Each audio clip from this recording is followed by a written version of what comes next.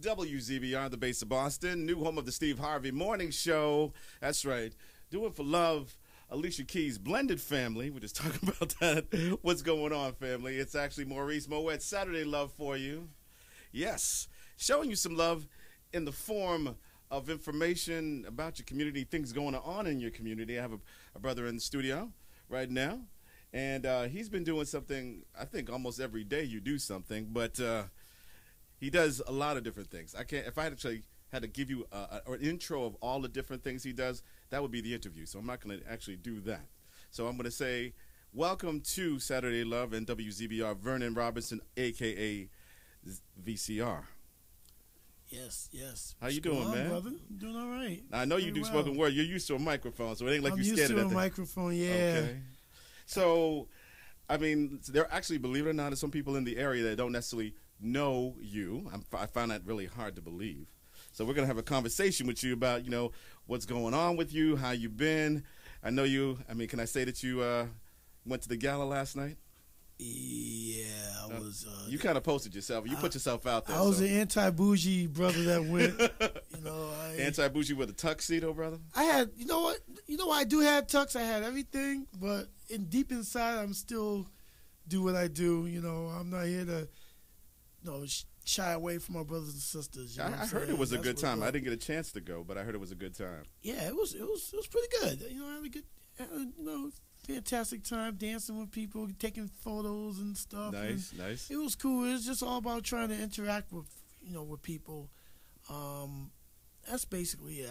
I'm not here to. And that's kind of where you live, though. Become a show-off type of thing. I hear you.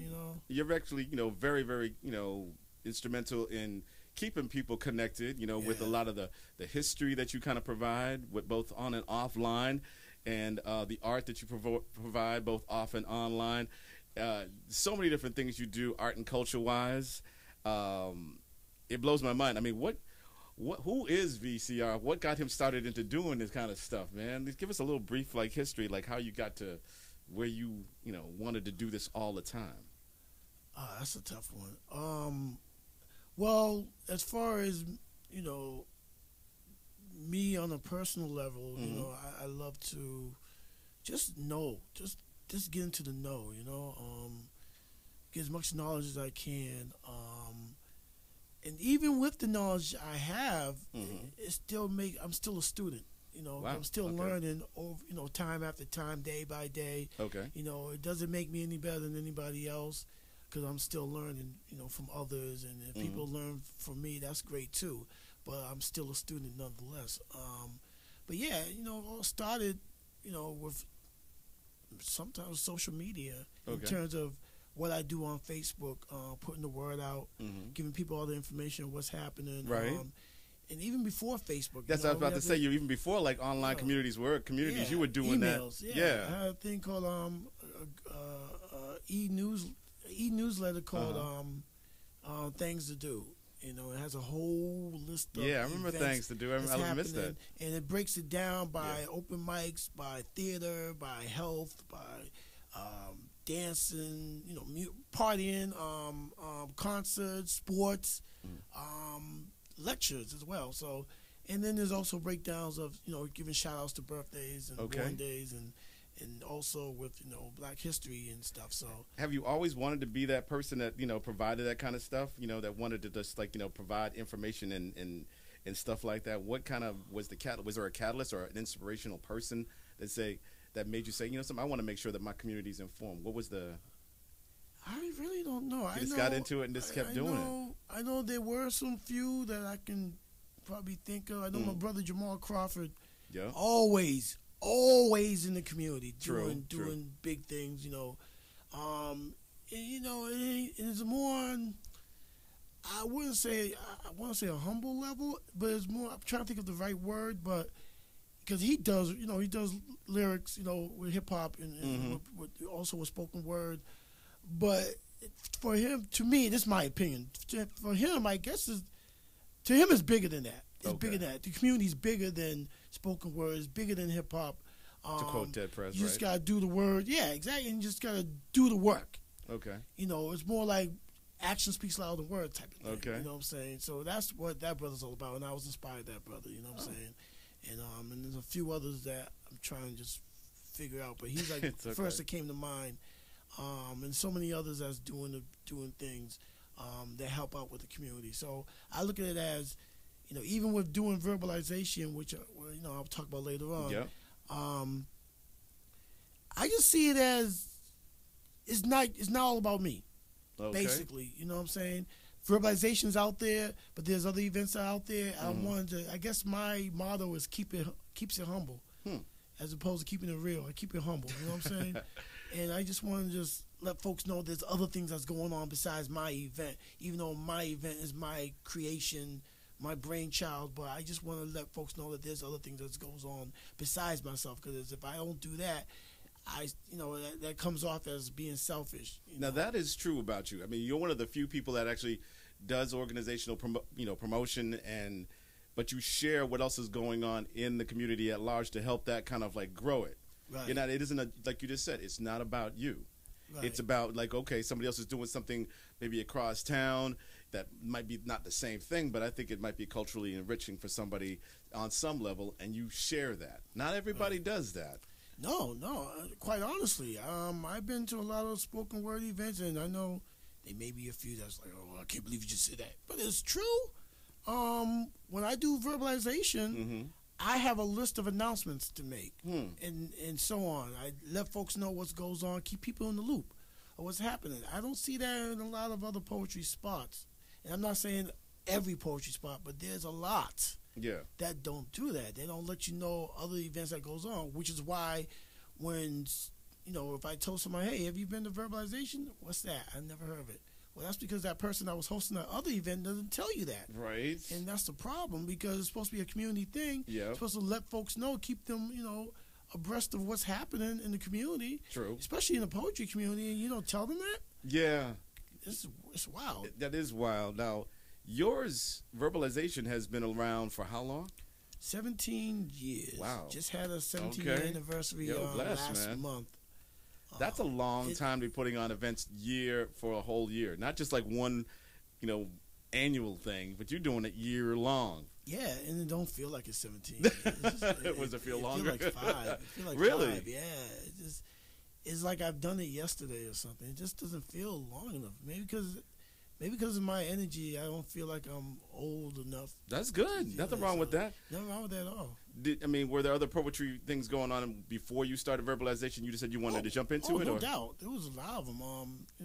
Afrocentrics for one. There's a spot down at this place called the Ogunike Galleria, which is on Thayer Street off of South End, off of Harrison Ave. Jamal Crawford did a few of them. Poetic License. Oh my gosh, it's slipping out my mind. Poetry in Motion. Okay. And then you have Brother Michael Hawley, if you know him from ESPN. Yeah. He was doing it, but back in the day at Milky Way and stuff like that, yeah. Yeah, he did. Well, he did something at this loft, I believe. It's called Cypherspace. And it was a 4-day event. I didn't know that. And I'm mad because I wasn't there. Oh man. I guess I was stuck trying to figure out where is that or whatever. But it was inspiring just to see the footage. We have a footage of it. And, really? It was amazing. There was actually a kind of a collective back to the. I mean, I've heard of people like a Sciatore that was doing some stuff. He was a poet in residence at Ogunike Galleria. Okay. Along with Professor Tony Vandermeer. Yep, I know him. Yep. And then you have Michael Curry and Randy Haynes doing Afrocentric at Estelle's. Wow. And that's where I got my start. So you're just carrying on that tradition. Poetry, yeah. But I was a lyricist. I still am. I was a lyricist at first. I was rhyming since the 80s. Since the middle 80s, just battling, doing a little bit of battling here and there, a little friendly battling with my folks around my way. So I'm gonna take a break and get into your hip hop mind for a second. Yeah. Now, did you go by the tag name VCR, and that's where it kind of came from, or? You know what? I started off as Vicious V.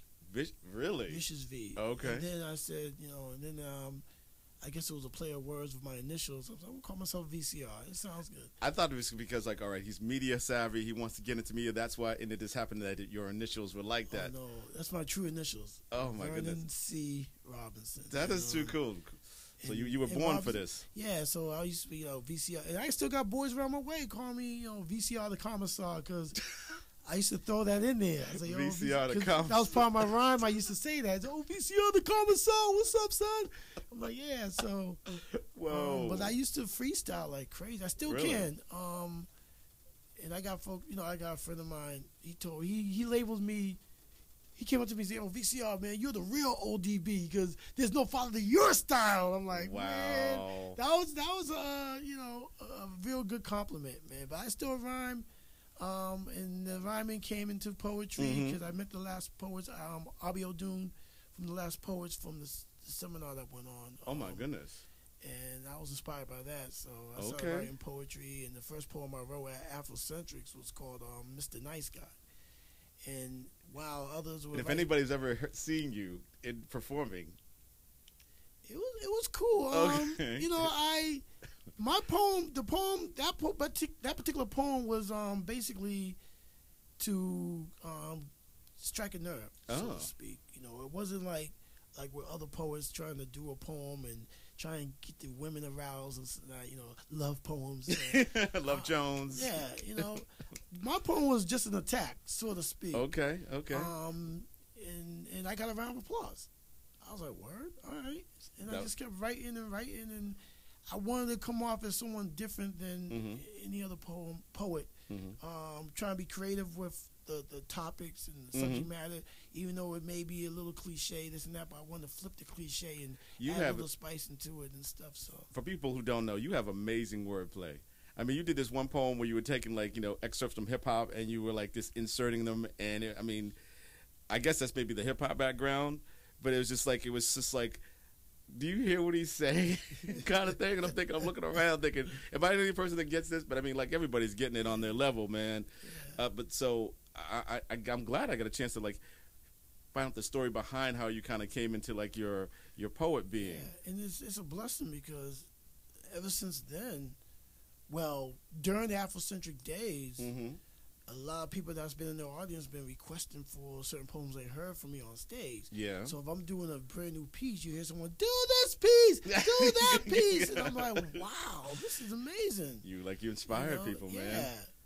And it's Have you recorded any of these? Yes. Okay, yes, okay. It was on my first album that came out in 2003 called Poetic Insanity. Oh, wow. Now, can people get that still? Yeah, I still got some of my stash, still got the truck. Yeah, I call the coin name that I have is called I call myself the Uncanny One. The Uncanny One. Yeah, and that derived from reading the X-Men. Oh, okay. Comic books because they were called the Uncanny X-Men. And you know how the X-Men are, they're mutants and they're outside of the world type of thing. And that's how I like to see myself as someone like a Wolverine, someone like a Colossus, someone like a Cyclops, and all the other folks. I'm digging that. That's pretty cool. Yeah. So let's get into this verbalization. You got one coming up right now. Yes. The next one is going to be next Tuesday. And that's going to be December 13th. Yes, that's happening at Hibernian Hall. Doors open at 6:30. Okay. This is the very last verbalization of this year. Okay, of 2016. We should come back next year. I'm not sure the status of that. There may be some change-ups, so it's hard for me to even. But it'll still keep going, right? I hope so. Okay. Because you know what? I always wanted to end it. I be telling folks, I may want to end this. And at some point. No, V, don't do it. Come on, man. We need you. Verbalization is like the staple of our community, this and that. And I'm like, I appreciate it. I honor that. But it's work. But yeah. But do you think? On that note, in terms of keeping it going, especially at this time right now in our world's history, a lot of change is going on. Some would say not for the better. Poetry and art play a role in kind of healing and helping people through. What's your view on that? It does. It does heal. It does help. It does hurt. I think with poetry, you sometimes have to take accountability for what you say. Okay. So whatever comes out your mouth, you better hope to be unapologetic. Okay. These days and times, words can touch a sensitive part in somebody's, whatever. Did you find yourself like, I gotta write something, as soon as maybe an election happened or this happened or that happened? Do you find yourself just gravitating towards like, trying to scrap something down? I do that, but at the same time, I try to flip it in a way that the norm that you hear from others, if we're talking about Donald Trump, people talk about Donald Trump. I can't stand you, and and you're a racist, this and the other. But with me, I flip it because there are two sides of things. Donald Trump and Hillary Clinton, I see them as both allies. Same coin, yeah. So some people don't want to hear that, but that's what it is.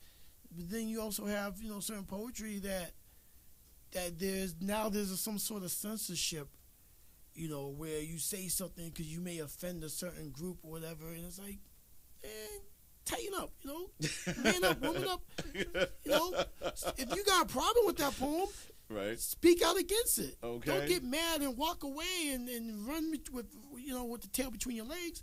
Speak on it. Okay. And even if you're wrong, speak on it. Even okay. if you're right, speak. And that's the problem with poetry nowadays.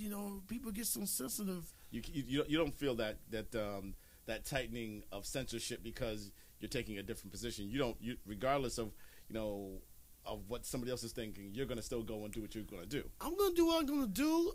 My thing is I don't do it, just out of spite. Okay.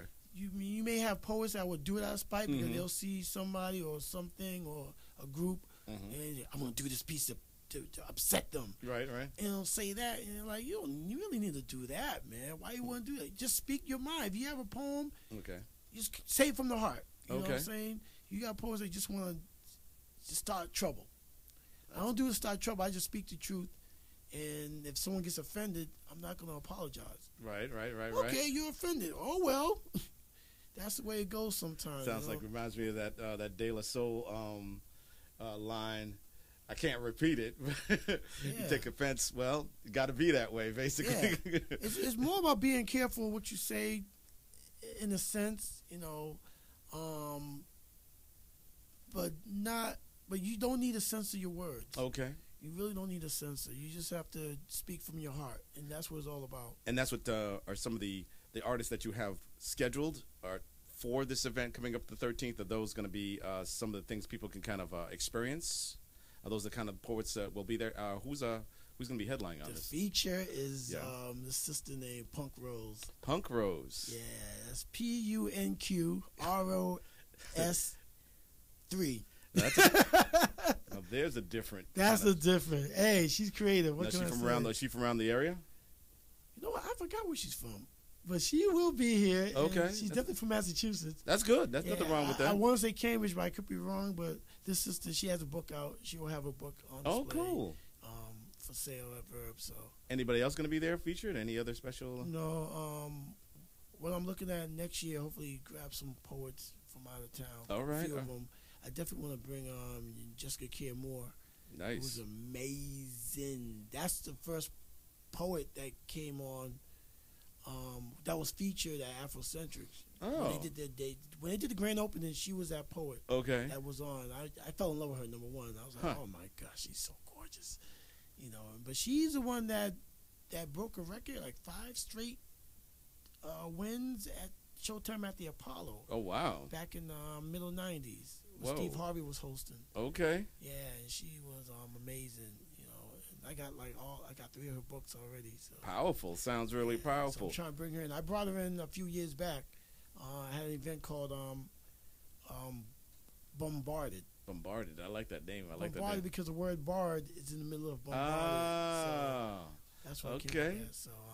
So will there be also, in addition to this headliner, Punk Rose, will there be in yourself? I'm guessing, right? I'm the host. Okay, so a sister named LaWanda Monique. Okay, she's also the host. She's like my co-host. My tag team partner. That's cool. And we also do Black History or Black Art Story facts. So on a particular date, we tell you what goes on that date today and 18 whatever, and then we show and then when we shout out the birthdays and stuff, we also, of course, like I mentioned before, shout out the announcements that goes on, all the events, sharing that with events outside of poetry that goes on, and then we do what we call the Zodiac shout out. So everybody just bragging. Scorpio. Yes, one yell out, yo, are these Scorpios in here? Okay. We just break it down by order. That's cool. You know, and the last sign we will say is the sign that's representing that day. So next week, I believe, is Sagittarius. Mm-hmm. So we'll start off with Capricorn. Okay. Let's go down. Then Sagittarius we did last. So they get all that shine. Yeah. That is cool, man. I'm going to try to make it. Once again, it's this coming Tuesday, December 13th. And the doors open at 6:30. 6:30. So we're at Hibernian Hall, which is right on Dudley? On Dudley, 184 Dudley Street. Right next to the firehouse. Right across the street from Suya Joint. Yes, that's right. Which actually I've been there. Good food and good atmosphere. Yep. Good to see some new businesses in the area that are doing some good positive stuff. Yeah. I'm trying to think. Are there any up and coming people that might be there just from the community that we might get a chance to hear, maybe, possibly? Or can people just participate if they wanted to? People can participate. You know, we got a lot of people from the other poetry scene. You know, you got Hope Inc., who always support me. Shout out to Amanda and Desiree. You know, those sisters, they do it at the Deli Cafe every first Wednesday. That's right. Every first Wednesday of the month. So, Soup Poets, Society of Urban Poetry, they come out. I heard of them, yeah. You know, so shout out to all of them. And there's a few others, you know, a few other poets that come out and represent. So it sounds like Boston still got a good people that I know that just comes out on a regular, you know. Okay. So shout out to them as well. So yeah, it's a good community grassroots event. You know, I don't do slams there because I'm not really an advocate of slam poetry per se. I participate. I was about to say, you can do it, though. I do it. Well, you know what? I do it when there's a sacrificial. What's that mean? That sounds pretty Which hard. Means I may have to break it down with slam, and I'm trying to put in a for those people who don't know what a slam is, it's actually a competitive poetry competition with people that judge your poetry, your emotion, or. I mean, the judges come from the audience. So if you come to an event for the first time at a slam, they're probably going to ask you if you would like to be a judge, and they'll give you a pad, a erasable pad, an erasable marker, and an eraser, and just show your scores from 0 to 10. But you use decimal points to avoid a possibility of a tie of sort. Yeah. And shout out to Lizard Lounge. They do shout out to Lizard Lounge. Jeff Robinson, you know all of them. Yes. Yeah. And I used to do the sacrificial because I want to introduce a new poem. Oh, that's what you mean. Okay, so you're just like, this is something new, I'm working out. What do you call it? The sacrificial lamb that spew their blood. I don't know how they say it. It's all right. And I do it because I like to introduce a new piece. Oh. Regardless of scores. I don't care about scores. Right. You know what I'm saying? Someone gave me a 10, someone gave me a 6 point whatever. Because they didn't get it. It doesn't matter to me because to me, I think with slams. You heard my phone. Slams is tricky because you got judges that can be biased. Yeah. You got judges that may be offended by your poem and give you a low score. Okay.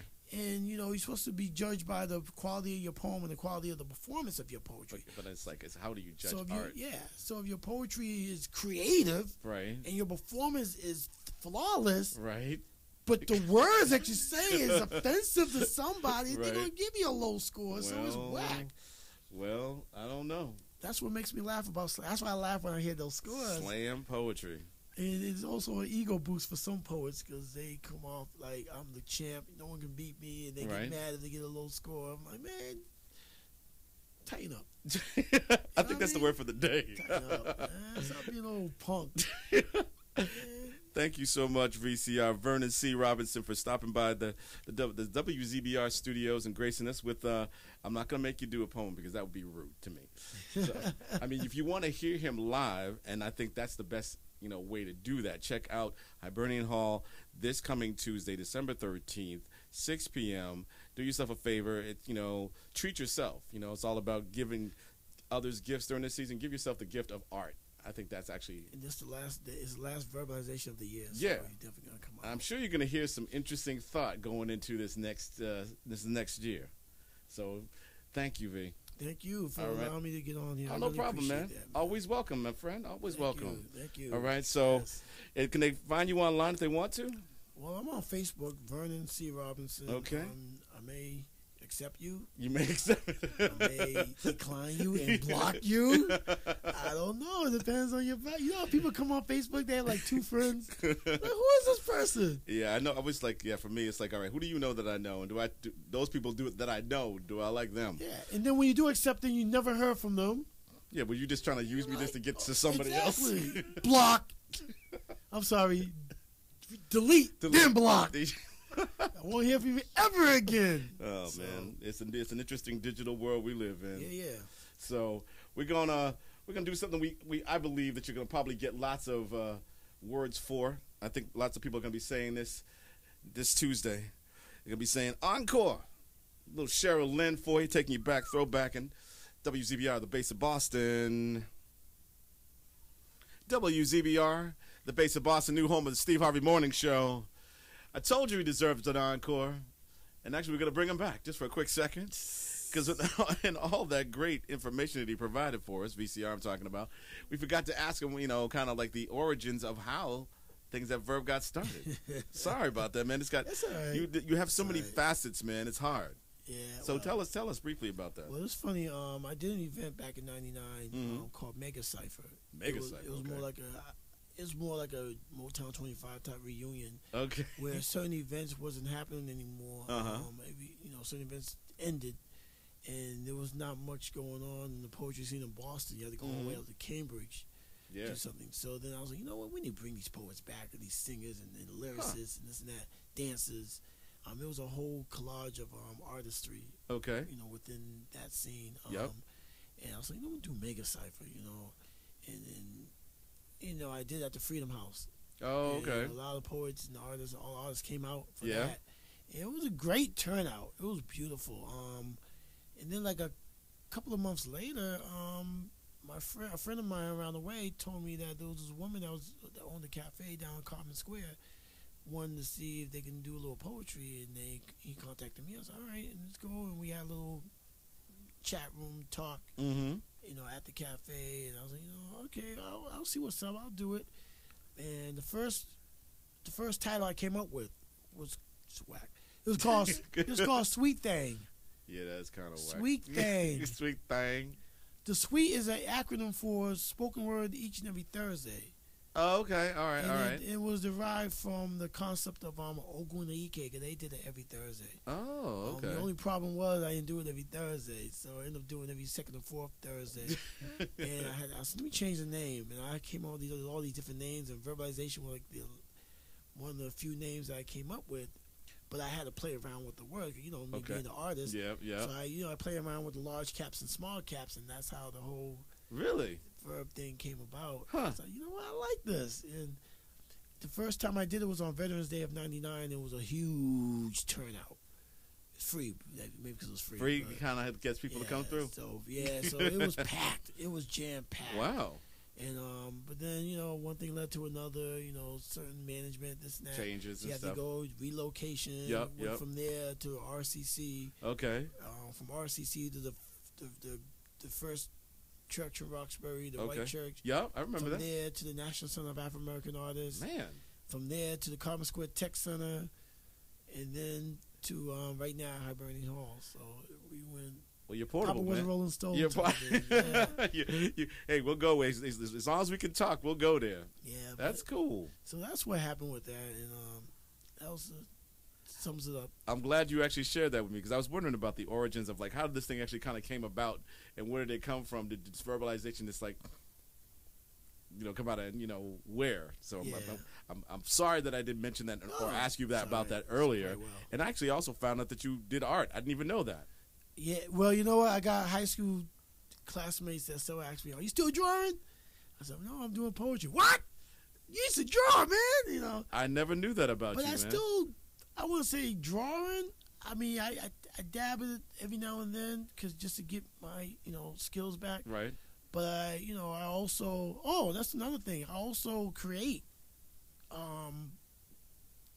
designs off of Microsoft Word. Yeah. Where you probably see why I made the flyers and the posters. And flyers for other events that don't have flyers that you see on Facebook. Okay. People are like, man, V, how you do that? You know, I'm like, oh, Microsoft Word. What? Microsoft Word? You did that off of Microsoft Word? I said, yeah. Oh, wow, V, that's amazing. Cause I need to get on Photoshop, you know. But if you can do what you can do with the art, you do what, you know, with your utensils you're comfortable with, man. If it's like, hey, doesn't mean it isn't any better or worse. Maybe you could do it faster with that, but who knows? I mean, you do good work. You're just an immersed person in art and culture. Thank you, brother. I try, you know, like I said, with the social media, I try to. Is it more helpful using that as a medium now than before when you had to, like, you know, just one-on-one, just, you know, word of mouth? Is it easier? Does it make it harder? I can't say, because some people, they make it on Facebook. Some people don't ignore. Yeah, they totally just try to stay away from it. Or don't even be on my page. Yeah, man. So, you know, it's like when you post something that's positive, you don't hear those same people. But if their friend shares it, then they got that, oh, that's beautiful. You know, like, hey, I got it from VCR, you know. It's funny, man. Yeah. Social media is a trip. We're trying to be social, but I don't know if we're using the right medium. I think this thing, the thing between our nose and our chin, I think is probably the best social medium that we've been blessed with, that we don't necessarily use nearly enough. Yeah, I mean, I'll go back to MySpace if I have to. It worked. It worked. I still got women from Flavor of Love as my friends on MySpace. You stupid, man. You stupid. Flavor of Love. Don't say New York either. Let me take a quick break, man. All right, we're going to come back, do more Saturday 11 just for our community. And if you have something you want to say or play, give us a call, 617-238-7111, right here on WZBR.